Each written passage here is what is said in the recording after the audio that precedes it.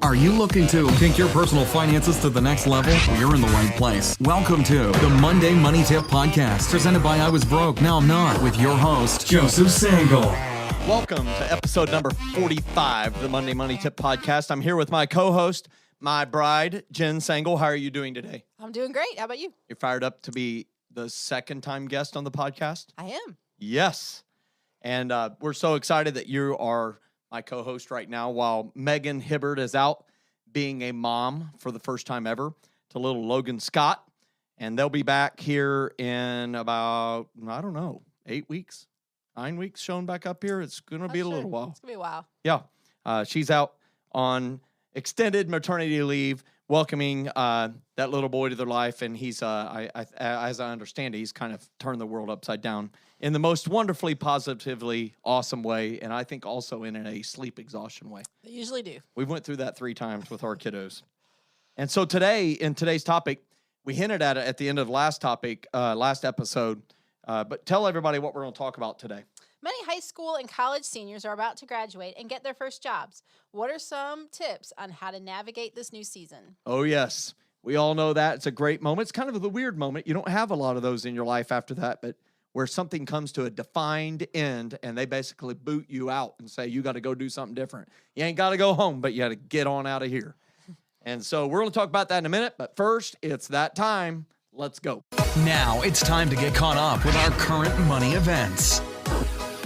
This portion of the podcast is sponsored by I Was Broke, Now I'm Not. Their savings and investing tools are designed to help you make more informed decisions. Whether you are wanting to know what your investment strategy will produce for you by retirement age, or determining how much you should save from each paycheck for known upcoming non-monthly expenses like Christmas, vacation, and car repairs, you will find the calculator you need at www.iwbnin.com. Click on Tools and select Saving and Investing. That's it. And so super excited about it and very excited about today's topic. Today's topic is a stock market update, but not like the normal ones. This is one where we're actually going to talk about being able to talk about the different types of markets that are out there. You hear about a lot of them, and since we like to be informing our listeners and those viewers who join us on YouTube, we like to talk about different things in this current money events. And this one I'm going to talk about the different exchanges. And so one of them is the Dow Jones Industrial Average. A lot of people hear that the Dow was this, the Dow was that, the Dow went up, the Dow went down. What is that? And so the Dow Jones Industrial Average is actually comprised of 30 American companies. Did you know that? Did you know that? I did not know that. 30 companies. And the oldest component, do you know what the oldest component is? ExxonMobil. You knew it. And how did she know that? She's looking at the screen here on the YouTube version of it. ExxonMobil has been as part of the Dow Jones Industrial Average since 1928. It used to be the second oldest until GE got kicked out. GE collapsed, and they said they no longer represent America. You out. And so ExxonMobil has taken the oldest position. The newest component is Walgreens Boots Alliance, which is one of the weirdest names ever, but it's really Walgreens. And it was added June 26, 2018, when they booted GE. And there's been only 52 changes since 1896. Wow. That's over 123 years. And as of the day of this writing, the Dow Jones Industrial Average is at 26,153.67 points. And it went way up. It dropped down to around 6,500 during the Great Recession of 2008. And it has recovered mightily. And so that's super important. Now, you may have heard of another one called NASDAQ. And NASDAQ stands for National Association of Securities Dealers Automated Quotations. And that was a big deal back in the day to have automated quotations. Now, any app that you have, Schwab, TD Ameritrade, Scottrade, E-Trade, you can just get quotes, finance.yahoo.com, money.cnn.com, morningstar.com, any of them you can access. But it was a big deal back then. And it was founded in 1971. It has more than 3,300 companies on it. And they kind of compete with the New York Stock Exchange. And they actually attract a lot of tech companies. And that's something super important. Now the NASDAQ is something super important to think about in that it is kind of more of a measure of that technical side of things. It's not a broader measure. The broader measure is the New York Stock Exchange. And the New York Stock Exchange was founded in 1792. It is 227 years old, and it has more than 2,400 companies. So it has about 900 less than NASDAQ does. But the average trading volume every day, how many dollars is traded daily via the New York Stock Exchange? Tell everybody how much that is. 169 billion. 169 billion bucks a day. And so if you have $0 and you know that 169 billion with a B bucks are being traded daily, you might want to consider what you're doing on a daily basis so that you can get your hands on a few of those bucks. And one way to do it is start prioritizing investing in your life. And so hopefully that's helpful in you understanding what's going on. So whenever you think of the Dow Jones, that's only representative 30 companies. If you think of the NASDAQ, that's 3,300 companies. And the New York Stock Exchange, well, that's 2,400 companies. There's bigger indices that measure that are bigger than the Dow Jones, like the S&P 500, that's 500 companies. The Russell 2000, guess how many companies is in it? 2,000? 2,000, that's right. Ding, ding, ding, ding, as the bell goes with the New York Stock Exchange. And so that's what I wanted to share with you guys today in this current money events section. Nailed it. All right, so let's go to the success story. 2.8 years until I'm debt-free. I do not currently have a mortgage, and I have under $5,000 of debt. My goal was to have my credit score where it needs to be by this summer so I can buy a house this year. I've gotten so much paid down, and now all I have to do is pay down my 2 credit cards, which are combined $800. The FLE was a huge help to me. I have already noticed a slight difference in my finances, and I am working on trying to increase my income as well. Thank you so much for doing what you do, Amy. That's from Amy. Amy, thank you so much for sharing your success story with us. And because of the podcast, it's going to so many others, and it's going to inspire them. 2.8 years until you're debt-free. Get 5. High five at a distance. And one thing I want all of you to know, if you're listening to this podcast and you have debt, and it's non-house debt, credit card debt, student loan debt, car debt, truck debt, boat debt, I owe mom and dad, a brother, sister, you can be debt-free in 1 to 3 years. For Amy, it's 2.8 years. I bet you she's going to beat that time. 1 to 3 years, for real. For reals. I know you got a 10-year student loan, 20-year student loan, but for reals, you can be done with it 3 years or less. And she says the FLE was a huge help. Many of you may know that, what that is. If you don't, that is the financial learning experience that I teach all over the U.S. and Canada. If you want to join us for one of those live, just go to our website under the I Was Broke, Now I'm Not. You can find us under current events or upcoming events, and you can find out where we're at. We'd love to have you at one of those live events. And thank you again, Amy, for sharing your story. It's inspiring many others, and way to go.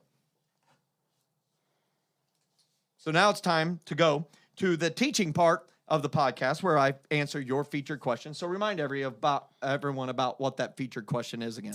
Many high school and college seniors are about to graduate and get their first jobs. What are some tips on how to navigate this new season? That's awesome.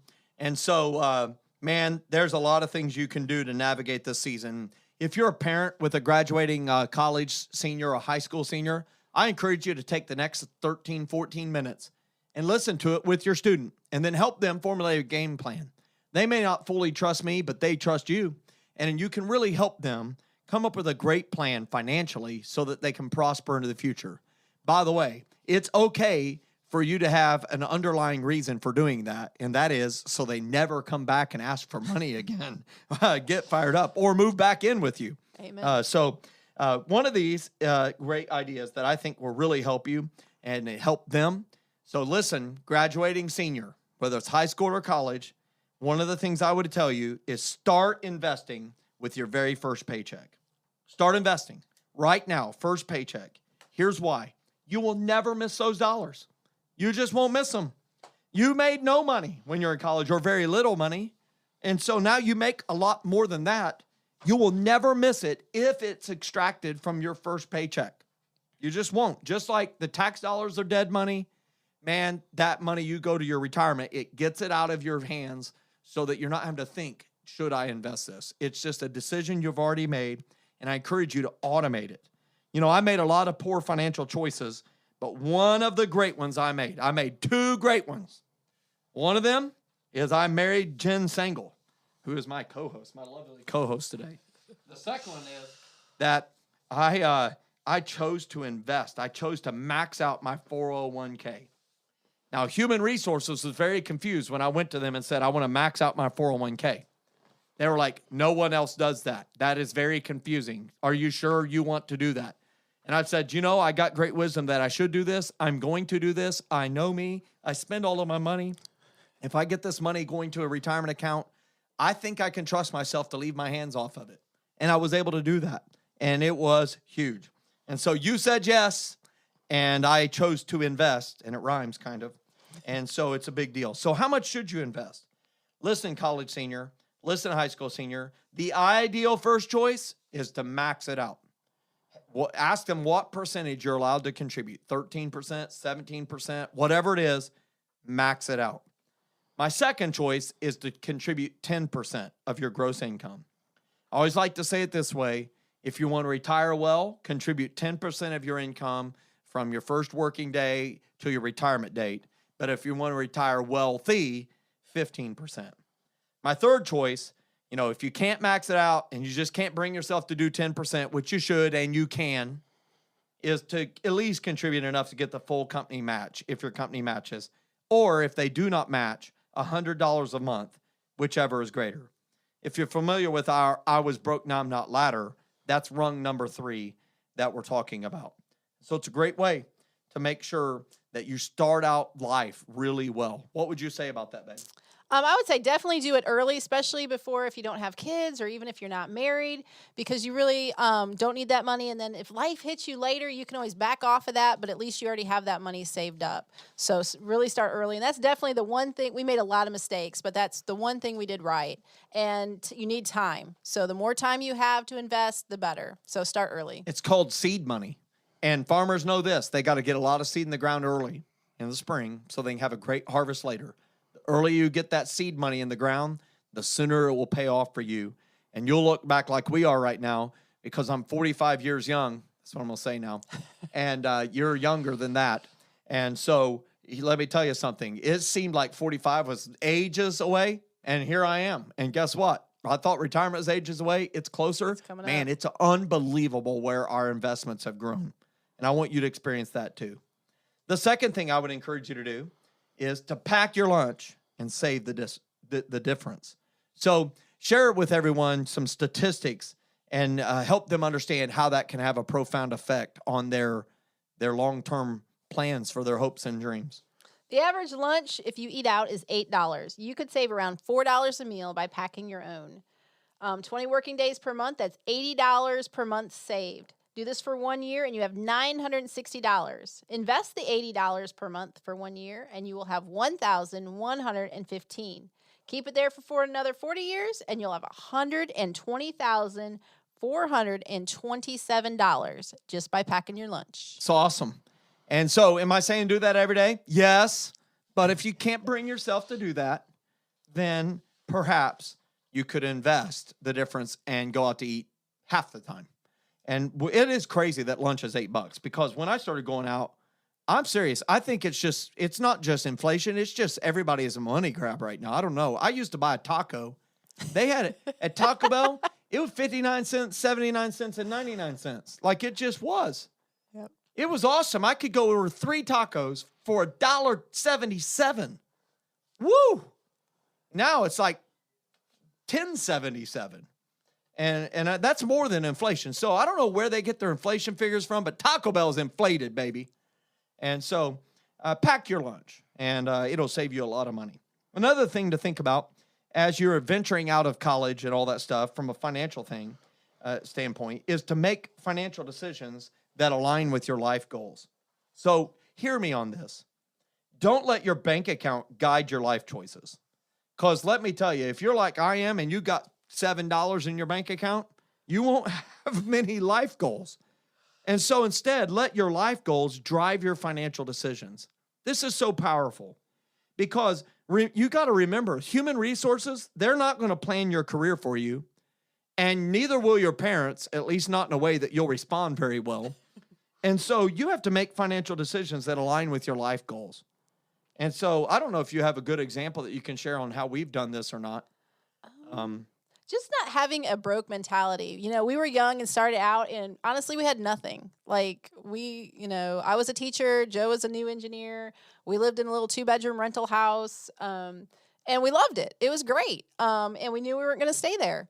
And so just one step at a time, we wanted to pay for our kids' college, and we're currently doing that. We wanted to have a home. We currently have that. We were able to build our dream house a few years ago. Joe's had several job changes. I've been able to stay home with the kids, and we did that just one step at a time. Yeah. So you don't have to get there all today, but just every day make steps to get to where you want to be. So let's unpack that a little bit. So this is a practical way that we let our life goals drive our financial decisions. And there was a little bit of lagging on the financial side, but we made the decision that you wanted to be a stay-at-home mom. We found out Malia was on the way, and so you turned in your resignation at the place you were employed, the school, and you used the words "I retired," yes. which was alarming to me. My students thought I was crazy. But it turned out to be real. She retired at 26-ish. And anyhow, bottom line is that we said that is our life goal. That was a life goal. And we made that decision. And frankly, that's part of what threw us in the ditch financially, because we didn't let our life plan drive our financial decision. We just let our life plan drive everything and made no financial decision. So we kept spending money as if you were still making money. Yes. That threw us in a ditch financially. It's a huge part of the I Was Broke part of our book. Now, I Was Broke, Now I'm Not. And so what I would just say, it's great to have life goals. Make sure you start making good financial decisions that support that life goal. It took us a little while to get our feet from under us, about 2 years. But we figured it out. And then we started to really prosper. Yes. So make sure you're lining the two things together, okay? The fourth thing that I wanted to share with you, so we've shared 3 of them so far. We've shared that we're going to start investing on your first paycheck. Please do that in your company retirement plan. And then we're going to pack your lunch at least a few days a week and save the difference. And then we'll make financial decisions that align with your life goals. The fourth one is what? Share it with everybody. Don't be in a rush to get it all in just a few years. That's right. The quote, get it all. Don't be in a rush to get it all in just a few years, because many people, they want everything mom and dad has. They just want it all. And so they go get a house, a new car, 4-wheeler, a motorcycle, a boat. They go on trips around the world, and they incur huge amounts of debt just because they want it all right now. So what I would just encourage you, if you're having to do debt for it, you should really pause and say, why am I doing that? Listen, I know you want to go on the trip around the world. Find ways to do that frugally. You can stay in youth hostels. You can travel cheaply. You can travel in the off times. And there's great ways to do stuff where you don't have to break the bank and you can pay cash for it. And one of the rules is if you require yourself to pay cash for things, it'll cause you to look for a better deal, and it will make you say, do I really want that? And you know what I found? You can buy a used boat way cheaper than a brand new boat. You can buy a used car way cheaper than a new car. And sometimes it comes with its share of features, such as issues.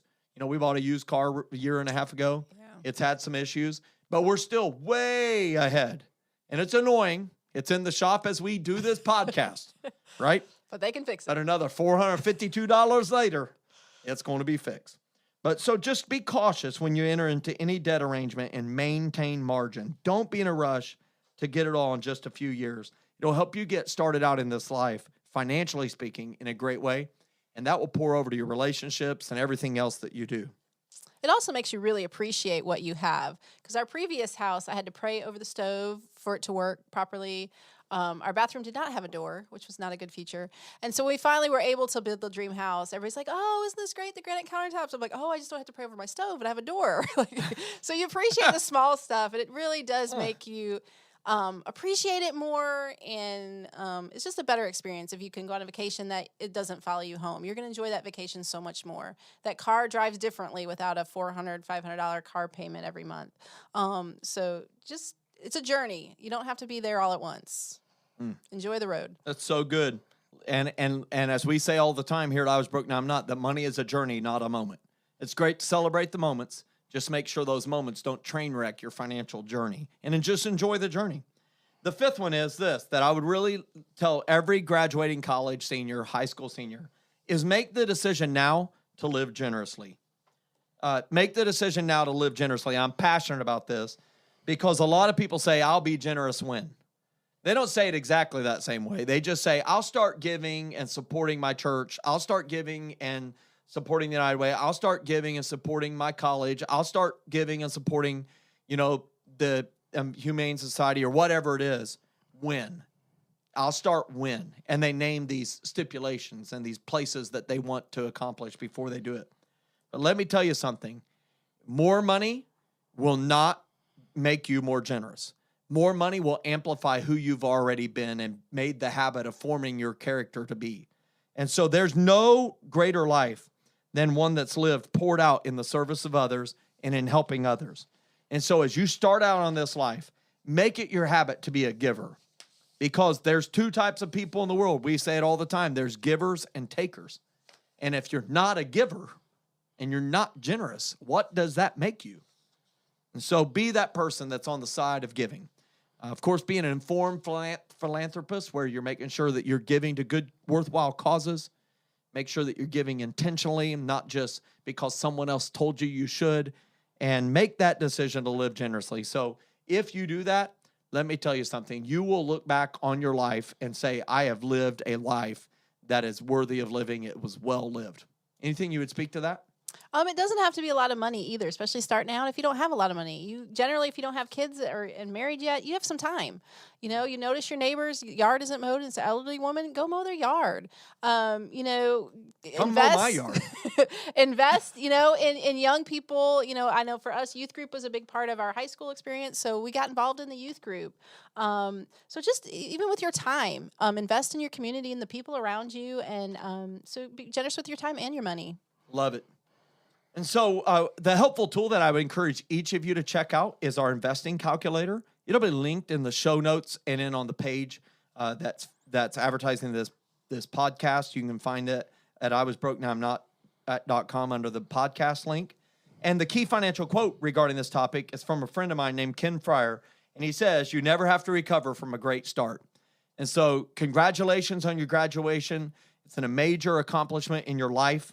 And you're off to a great start. Make sure that your finances are in alignment with that same academic great start, that your finances are there to support it.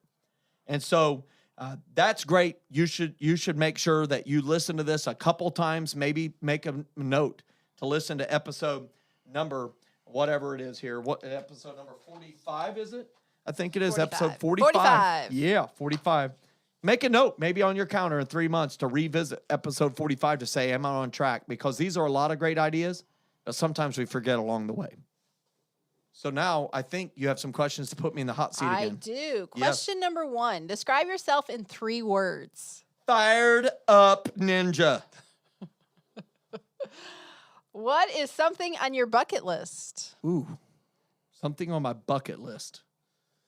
I've been to the Masters golf tournament on a opening round, and it was amazing with you. It was amazing. It was amazing. It's like I was standing in a postcard, eating my pimento cheese sandwich and egg salad sandwich. It was awesome. It was very surreal. Oh, it was amazing. But here's what I want to do.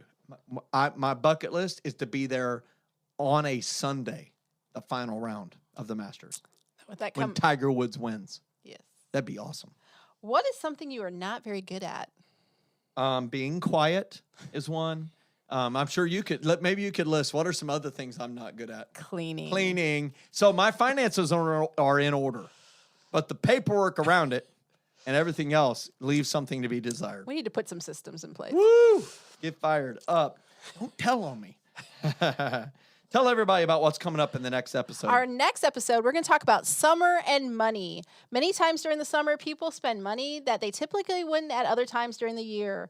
Next week, we're going to discuss how to keep your finances predictable. Yeah, and so we like to be right now relevant. Summer will be just starting. So fired up about that. It's been a long winter. And so we're going to talk about making sure that money behaves all through those summer months. If you like today's episode, please help us to get this podcast out to other people. And you can do that by rating the podcast and leaving a review. These ratings and the reviews help us make our podcast better for our listeners. On the last Monday of the month, we always answer your top money questions. If you have a question you'd like to be answered, please email it to us at info@iwbnin.com, and it could be featured on the podcast. If you've implemented one or more of our tips, please, please, please take a moment to share your success story with us. Email it to us at info@iwbnin.com. Who knows? Your success story could be featured on an upcoming podcast, and you might win a prize.